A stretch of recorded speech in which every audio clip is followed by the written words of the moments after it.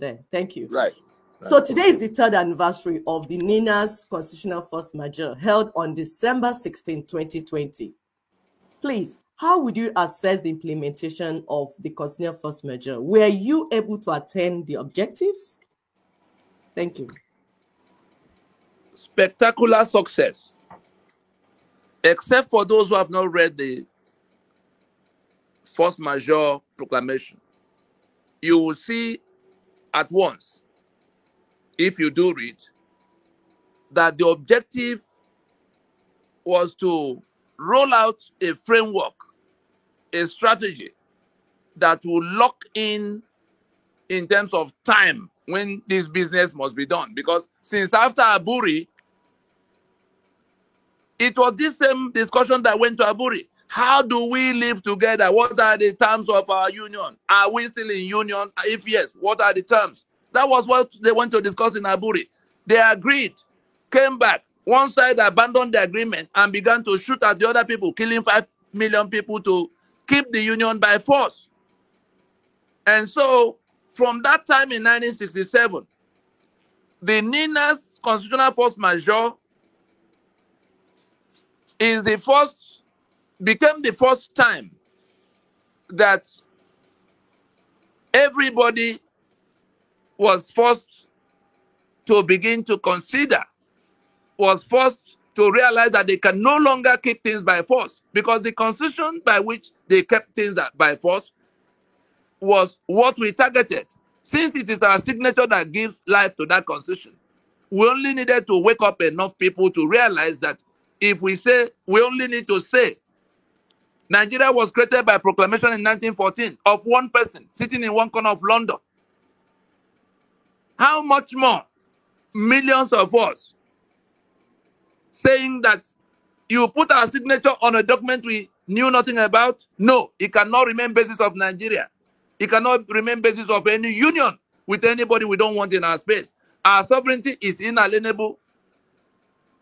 And so that intervention in which we say, leave elections, let's go and solve the problem. As item 3, when you look at the 5-point proposition, you will see that item number 1 has already been carried if we're talking about resolutions that are to be passed.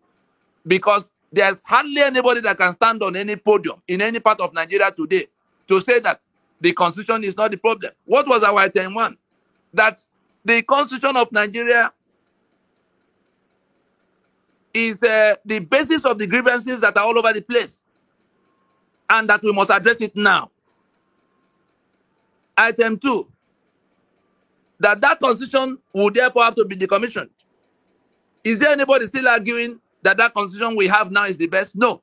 So we have already succeeded in creating that consciousness that was not there before, because people thought it was spiritual problem that was worrying Nigeria. Others thought it was leadership. If we got a straight man, it will be good.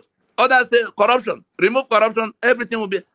Whereas it is that constitution that is responsible for everything we lament, whether it's bad leadership or corruption or infrastructural failure or name it, security that is not there. Is that constitution in all of the 68 items on the exclusive list? The petroleum we do not have, because refineries are on the exclusive list. That's the only reason there's no petrol anywhere for a country that has 3 million barrels of crude oil. And we raised 10 points of interrogation, which we put in the hands of the media. We actually published it in Guardian newspaper on the 26th of September in the year leading to the election, so that they can interrogate the candidates in the election, going to election under that constitution, to say, what is your answer to the agitations across the land? Item 1, why are people saying they don't want to belong to Nigeria anymore? Because we have not agreed to be in union and we have been oppressed in what was imposed. We had another item of why is corruption, so rife in the land. The constitution creates corruption and, protects the beneficiaries of corruption in black and white. The Speaker of the Treasury is in the hands of the heads of the executive branch, and they have immunity. So they are not accountable to you for all the contents of the Treasury. You come to the question of infrastructure, the exclusive list. You come to the question of impunity. You see the immunity provisions in Section 6 and the other one in Section 308. Everything that anybody can say he finds wrong with Nigeria, we were able to pinpoint where they're coming from, which the people did not know before. Election that is rigged is because elections are on the exclusive list that some group of people will sit in Abuja and be the one to process every House member, including State Assembly members, Senate members, House of Reps, governors, President. Is the PVC they give to you, you get. You won't get any other one. Is the beavers they send to you, you will use. You won't get another one. Is the collation they do, no matter how many votes you get, is the collation they do that will become the result. You go to court to say, oh, I got more votes.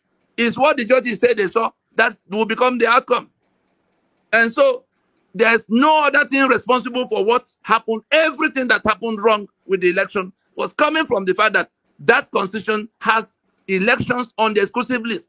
There's no number of amendments or electoral reform. We saw the charlatans that gathered in Abuja the other day talking about electoral reform with a constitution that guarantees what they are running away from. They don't want to talk about that. Labor Union doesn't want to talk about the constitution that locked down the potential, the capacity for electricity, the capacity for petroleum refining, the capacity for infrastructure, all the things that hold the commanding heights for creation of wealth. And so it is in this force majeure that it has become clear to those who have the discipline to pay attention that this is what the problem is. Anybody else, no matter how you parade yourself in terms of what you know, whether you were president of Nigeria for 50 years, or you were senator for 100 years, or you were professor of law, if you do not know that these are the things, you are illiterate, ignorant, and we could say dishonest because the information has been there. And so it has achieved its main objective of delegitimizing that constitution, especially for the fact that it is our signature which we did not append that gives life to the document. I tell you, it's just a matter of when can the people who are in this trouble make up their mind to leave that prison compound? Before we begin to blame them, have we reached them? The answer cannot be a big yes, because they distracted themselves with all kinds of things. First, it was the Oodua Republic and the Biafra Republic. Nonsense talk against the backdrop of what the problem truly is. You want to be liberated from a monster that's occupying your space, and you have a group that have locked in on that monster, because that constitution is the life of that monster. You stand apart from it, causing confusion and violence. Then the other one jumps out. Oh, I want to be president. I'm a good man. I'm going to buy 10 naira worth of thing with 2 naira. That's the P2B. How does that settle the question of we have not agreed to be in union with these people who are killing us? How does that settle the question of 36 states that make me minority forever? How does that settle the question of the 68 items on the exclusive list, which you, President, cannot touch? And so my hands are tied, my legs are tied, I'm blindfolded by the constitution you swear to defend and uphold. It is criminal. It is criminal. And so that is what the constitutional force majeure has been able to do, to strip that monster of all its powers. We have plucked the teeth of that monster. They say you cannot plunder the house of a strong man except you first bind him. Nigeria, particularly unitary Nigeria, is that strong man that is beating down the Yoruba, beating down the Ijo, beating down the Berom, beating down the thief, and holding on to their assets. Ninas has been able to tie down that strong man. It does not even say, Nigeria, nobody can come in the name of Nigeria to talk to us. Find out why they are not able to talk to us. Because we first engaged them. That was why Buhari could say nothing. Because if he attempted to say anything, the whole country will collapse on his head. That is why Tinubu will say nothing. He came from our fold and went to Gambo. Look at where that Gambo has landed now. That is why Absalom Abaka, you saw when we challenged him, you saw what he said. Have you seen him in public since that time? Who amongst them is going to come to say anything? Because they are standing on a podium that is rickety, on a podium will pull down if they refuse to come down by themselves. We are not begging them. The sovereignty belongs to the owners of the lands they call Nigeria. And the only reason those lands are still called Nigeria right now, is because that constitution, which those people did not make, say that it is now Nigeria and is non-negotiable, indissoluble, indivisible. Who told you? And Olisa Bakoba actually cited that in the heresy he professed 2 days ago, that constitution say is indissoluble. We succeeded spectacularly. The only thing remaining is to pass that information to sufficient numbers of people, and we'll begin to put dates on when things must happen. The door will remain open for transitioning.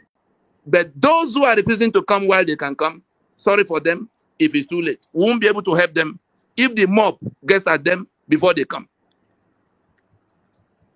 Thank you very much, Mr. Tony. Our people, our viewers, the people of Nigeria, the peoples of Nigeria, those at home, those in diaspora, and even Africans, because if Nigerians are held down, the entire black race is down. So this is important. So we have, if you are not taking anything out of this meeting, understand that the 1999 Constitution is the evil tap that is bringing out that evil water, and it needs to be shut down. Not amended, not to turn the nozzle to the other side, no, down. So the work is now for us. It says information. This is really, in this, all this thing happening to us, when the good book says, my people perish for lack of knowledge. This is really where it comes out, and we see that, our people are perishing because they are not aware that they have been set free.